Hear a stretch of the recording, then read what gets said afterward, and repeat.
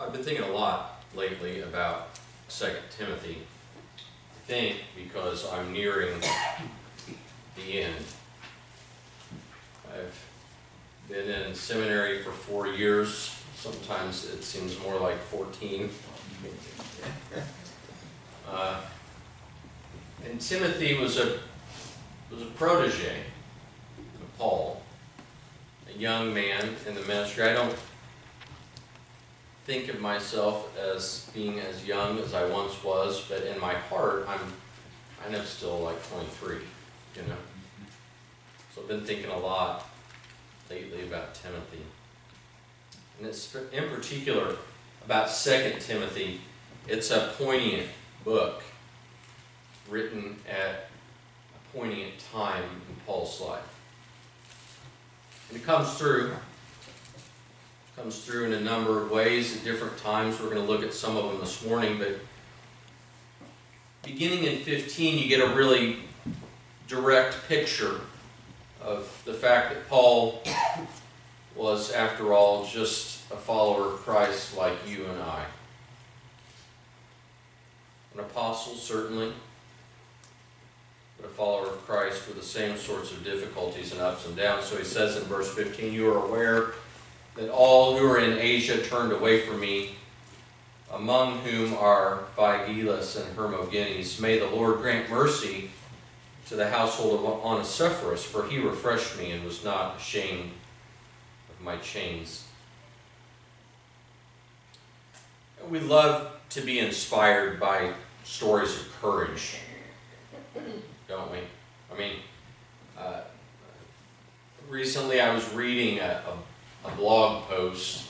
I think it was on the New York Times blog or something like that. Every now and then I kind of wander my way over to one of those. It might have been another newspaper, but I think it was the New York Times post. And I heard a name and a story that kind of got me off on a tangent. You know how that happens sometimes when you're on the internet. And the name was Isaac Jogues. I'd never heard of Isaac Jogues before. Apparently, Isaac Jogues was the first Jesuit priest to visit Manhattan. And so that's kind of why he got mentioned in this article. But his story is really interesting.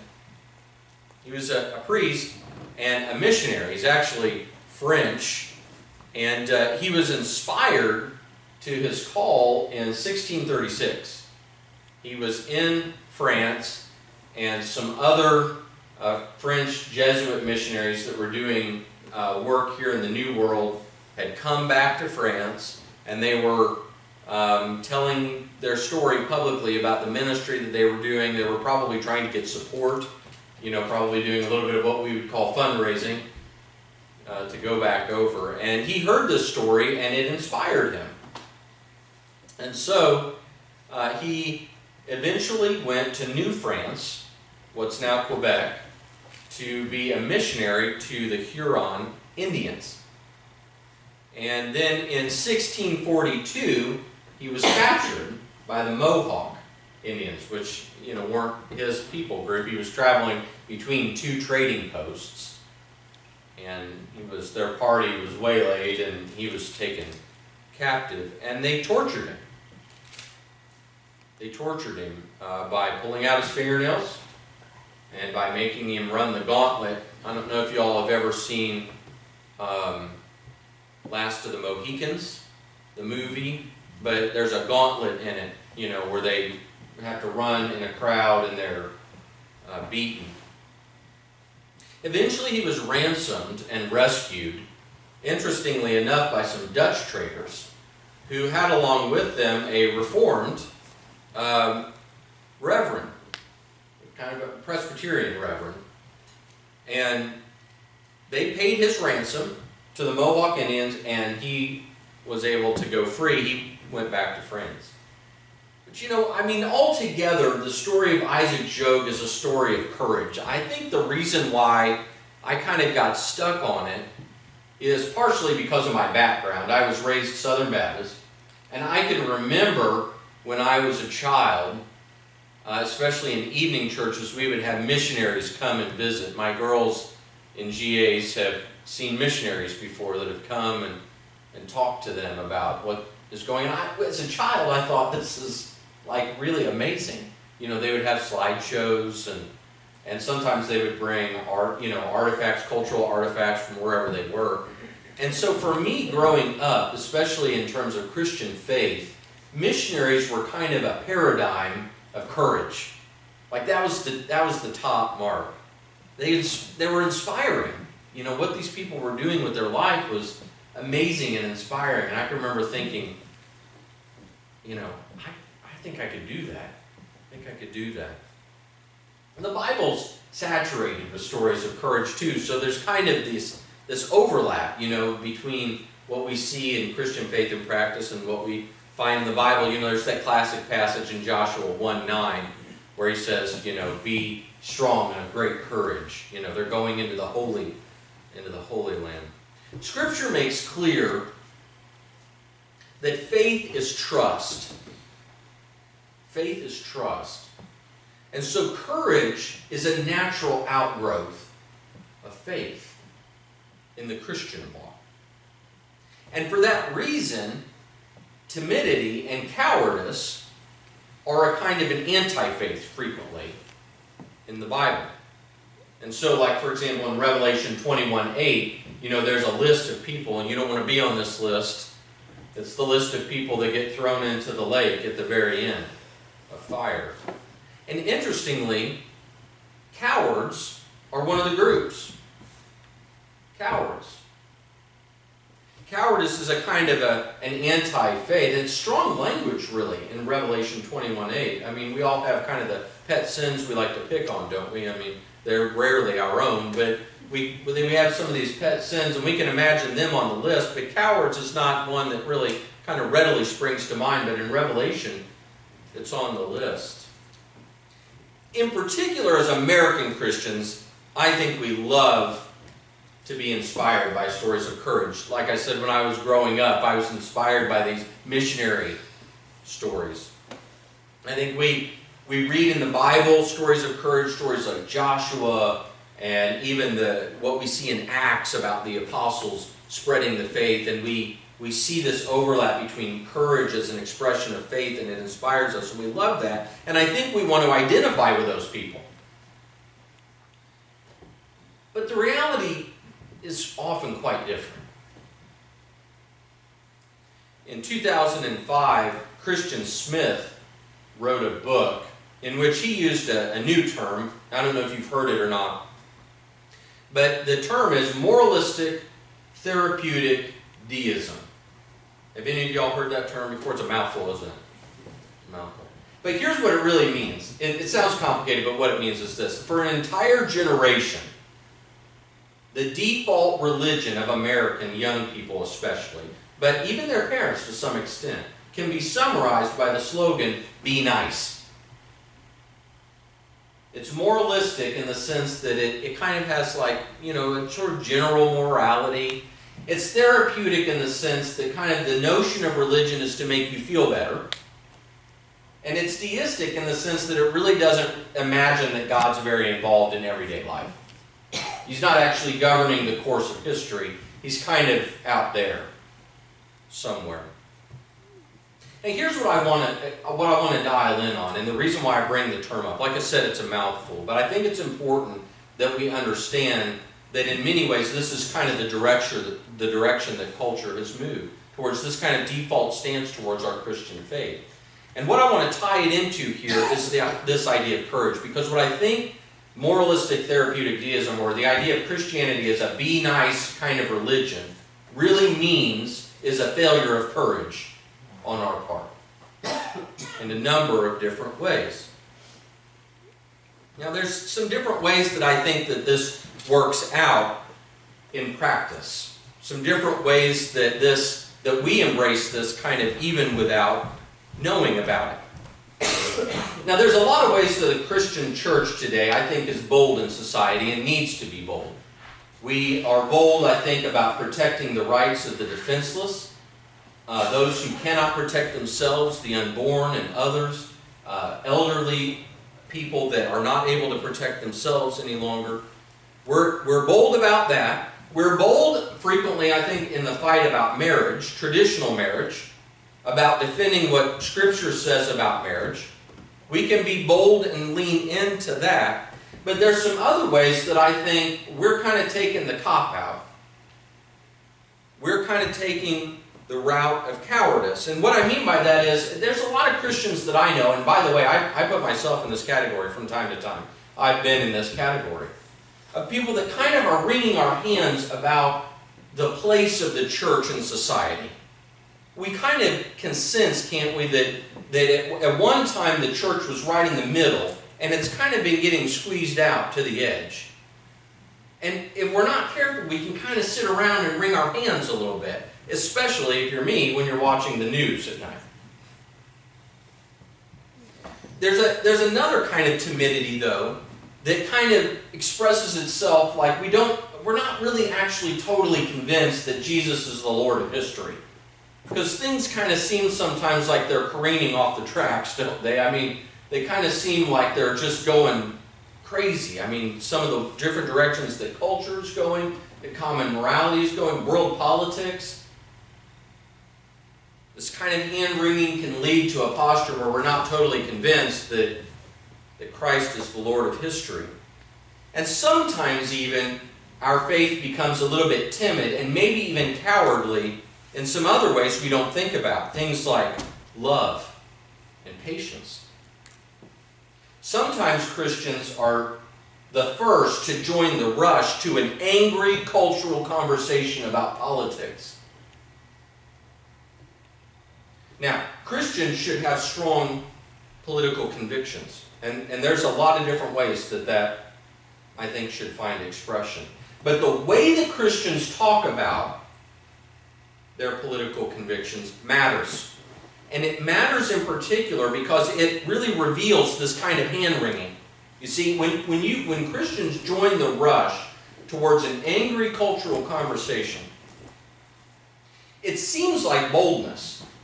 But actually it's a form of cowardice. Because in the New Testament, with Paul and with Timothy, as we're going to see, what takes real courage is perseverance. Perseverance in faith, hope, and love.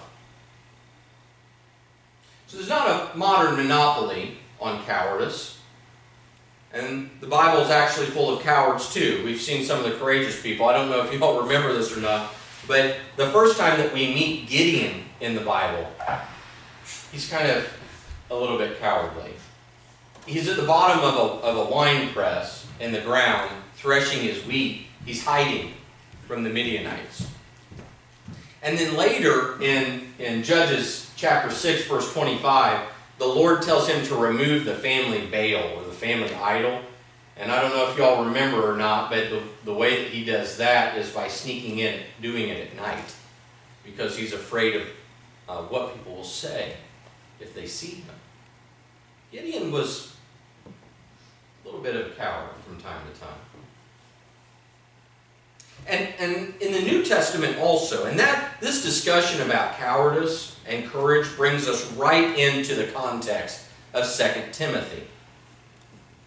Now imagine for a second Paul in prison, just in your mind's eye. But before you get too far down that track, think about this. Prisons then weren't like prisons now. There was a couple of different ways to be sent to prison in the Roman world. The most common way was house arrest. And we know that the first time that Paul was in prison, he was under house arrest. Now, in Rome today, there's very few surviving examples. But we do have a couple surviving examples of how the everyday person lived in Rome. And what they lived in was these actually what would seem to us kind of like high-rise apartments. 2,000 years ago, Romans were building 6- and 7-story brick apartment buildings. But they didn't have the same steel beams and other things that we did. So the walls, the brick walls were thick like this so that they could bear the load. And they were built with arches. And they were filled with little tiny rooms where whole families would live. And there was no windows to the outside because that would compromise the structural integrity, especially on the lower floors.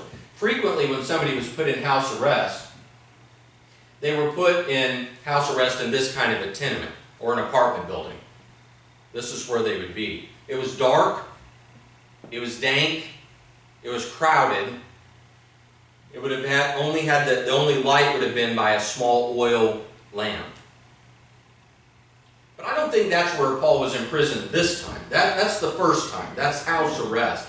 This time he was likely in the MAH00007 dungeon. Now the thing about Roman law is it didn't really allow for regular imprisonment. Roman citizens, and Paul, you know, was a Roman citizen, could not be imprisoned. Strange as it may seem. They banished, they did other kinds of things. But when you went to MAH00007, which is the closest thing to what we would think of today as a prison, you went there to await execution. It was just a temporary holding cell. You weren't going to spend 10 or 15 years there. You were going to wait there until your sentence was carried out. And so it was in this context, in a dungeon deep in the ground, with mildew on the walls, and cold, dank drafts, and other people crowded into the cell by the tiny flickering light of an oil lamp, that Paul set out to write a letter to encourage Timothy. It's remarkable. To encourage. Literally, to give him courage. What was Paul really battling against in 2 Timothy? Was it merely a kind of mousiness? You know, I don't know if you've ever heard about timid Timothy before. We kind of have a tendency to make Timothy be a little mousy. It really depends on this word, this Greek word that we find in 1:7. For God did not give us a spirit of fear, but of power, love, and self-control. Fear here is not phobos, which is normally the Greek word for fear. We get the word phobia from it. Here the word is delios. And actually it's the only place it occurs in the New Testament. There's nowhere else. And here, sometimes it's translated timidity. And that's where we get the idea maybe Timothy is timid. But everywhere else outside the Bible, this is always fear. It's always fear. And I think fear is a better translation here because that's really what Paul is battling against here. Not just a mousiness, not just a timidity, but a spirit of cowardice, of despair, of shame, a feeling like maybe God really isn't in control. Matter of fact, the commentator, the famous Greek scholar and commentator Bill Mouse says it almost certainly wasn't Timothy who was fearful here, which is a little bit of a contrarian reading. Normally the interpretation has been that Timothy is kind of a mousy guy, like I said, and Paul's trying to buttress him. But Bill Mouse says, no, that's not the case. And he points to two specific examples. Ephesus. You remember there were some problems at Ephesus with church administration and some false teachers creeping in. And in 1 Timothy 1:3, we find out that who else does Paul send into that situation but Timothy, his right-hand man. And then later, there's an intense persecution that breaks out in Thessaloniki. And we find out in 2 Timothy 4:12 that who else does Paul send into this intense situation of persecution but Timothy, his right-hand man. So normally, folks don't send cowards into dicey situations. Normally, you send somebody that's going to be steady and trustworthy. So I actually don't think that Paul is the one that's timid, or that Timothy, rather, is the one that's timid here. And I don't think he needs to be. Because of what we read in verse 115. You are aware that all who are in Asia turned away from me, among whom are Phygellus and Hermogenes. Here, I think, we have the cowards. Now, how would you like for your only play in the New Testament to be remembered for thousands of years to be as a deserter? We don't need for Timothy to be the one who is timid, because we have a couple of cowards right here. Not merely timid, but ones who failed in their love. And you have to ask why. Why did Phygellus and Hermogenes desert Paul when he was in Asia? Was it society? Were the winds of culture changing? Was persecution becoming more active? Did they sit back one day at church and go, you know, I'm not sure I'm buying all this anymore? Because things are kind of getting a little hot here. And I'm not sure that Jesus is really in charge of what's going down right now. We don't know. But what we do know is that they deserted. And I think they're the real culprits here. In fact, I think they're the ones that are in Paul's mind as he thinks about how to battle this spirit of timidity. You know, it's really not hard. I mean, cowardice, timidity, they're just elements of the human condition, aren't they? I mean, if we're really honest with ourselves, we all have little holdouts in our own lives. They did then, and we do now. We wonder about our careers, people's opinions, the news at night. Is God really in charge after all? So what's Paul doing then when we get to 1 through 13? In general, he's written this book to Timothy to encourage him to fight this battle against a spirit of timidity. In chapter 1, you know, he gives thanks for his own heritage of faith and for Timothy's. And then he encourages Timothy not to be ashamed in this famous passage we've already read. God has not given us a spirit of fear. Then he gives some bad and good examples. We've kind of read about some of the bad ones.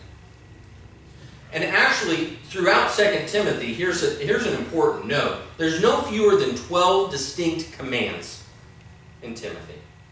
12 distinct commands. 3 of them we find really quickly. Endinamu, parathu, synkakapathisom. Be strong, entrust, suffer with. Commands, these are strong sorts of verbs. They're imperative verbs. And so the temptation is to kind of read Timothy, the book of 2 Timothy, as a kind of a law list. Because there's so many strong and distinct commands in it. Our tendency is to go to this book and to say, here's 3 things we need to do. Or to read it as a list of examples. We talked about these examples a few weeks ago. The soldier, the athlete, and the farmer. Remember, these are classic Pauline sort of archetypes or tropes. These are classic images that he uses. And because they're so durable, really. I mean, you think about it, they're soldiers, athletes, and farmers do so many things well, really. They endure hardship. They persevere. All of them kind of demonstrate their own courage, if you think about it. The soldier's courage is on the battlefield. The athlete's courage is to engage in competition. But it doesn't take a lot of imagination, especially in Evant, to realize how being a farmer requires a measure of courage every single year, because you don't know when the rains are coming. You don't know how the hay is going to mature, or how many cuttings you're going to get, or any of those kinds of things. Every year farming takes a measure of courage, doesn't it? So maybe 2 Timothy is about a series of moral examples. We should be like these people. And it's undeniable that these things are going on here. These are part of why Paul has given these commands and examples to Timothy, to give him some direction and some pictures of what a life of courage or perseverance looks like.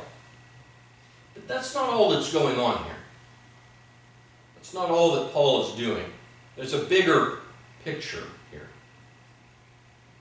I think that Paul knew that cowardice is a faith problem, like we talked about. And here's the thing about faith problems. They're never really addressed by simply trying harder. They're not addressed by simply being holier. They're not addressed by stiffening our spine or trying to be clever or culturally relevant either. But the Bible does have a way of obtaining courage. The Bible does have a way of strengthening faith. And the way that it talks about that is as remembrance. Remembrance. The Bible is thick with this idea and this call to remember. In Deuteronomy 8:18, remember the Lord your God who brought you up out of Egypt. In Malachi 4:4, remember the law that I gave my servant Moses. God is calling his people consistently in the Old Testament to remember. And we know how to do this today as well. As a matter of fact, in a way we do it every Sunday. I remember when I was a kid, we used to sing this frequently in church. How firm a foundation, you saints of the Lord, is laid for your faith in his excellent word. What more can he say than to you that he has said to you who for refuge to Jesus has fled? The soul that on Jesus leans for repose, I will not desert to its foes. That soul, though all hell should endeavor to shake, I'll never, no never forsake. This hymn is an anthem of remembrance. Of remembering that God is a God who hears our prayers and that he has interceded with us.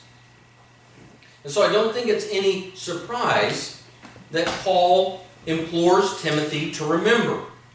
In verse 8, remember Jesus Christ, risen from the dead, the offspring of David, as preached in my gospel, for which I am suffering, bound with chains as a criminal, but the word of God is not bound.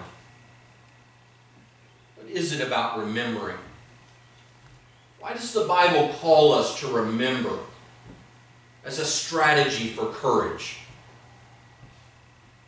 I think it's because remembering changes our focus. Remembering points us from ourselves to God. It points us from our own power and ability to shape events back into the past, where all the times that God used his power to shape and change events.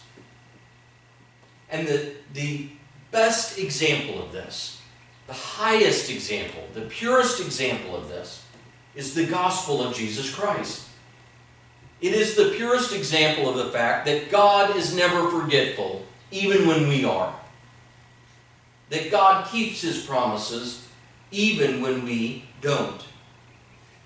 Remembering this about God's character, about the ways that God has interceded for us in the past, and in particular, what Jesus Christ did in his life, death, and resurrection. This is how we source courage. Not in our own selves, not in a new list of rules, not in a set of examples, however good those examples and rules are, and however appropriate for different situations. Christian courage is never grounded in us. It is always grounded in God. It is never grounded in our abilities and powers. It is always grounded in God's. Isaac Job, after he was tortured and released, went back to France.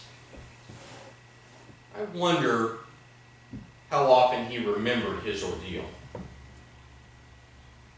He had to have remembered it frequently. I mean, it would have been a life-altering sort of thing, really.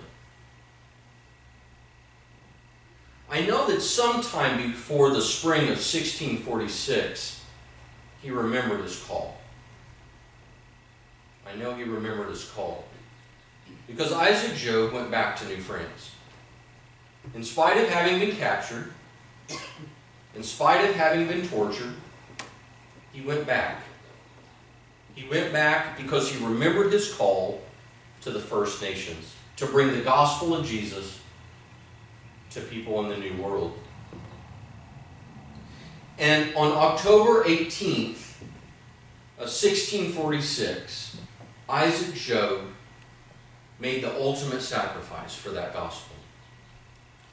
He was captured by the Iroquois and gave his life for Christ. But there is a strange twist to this story. Isaac Job's killer was captured the next year in 1647. And while he was awaiting execution, he converted. Now, in that tradition, when you are converted and baptized, you get a new name.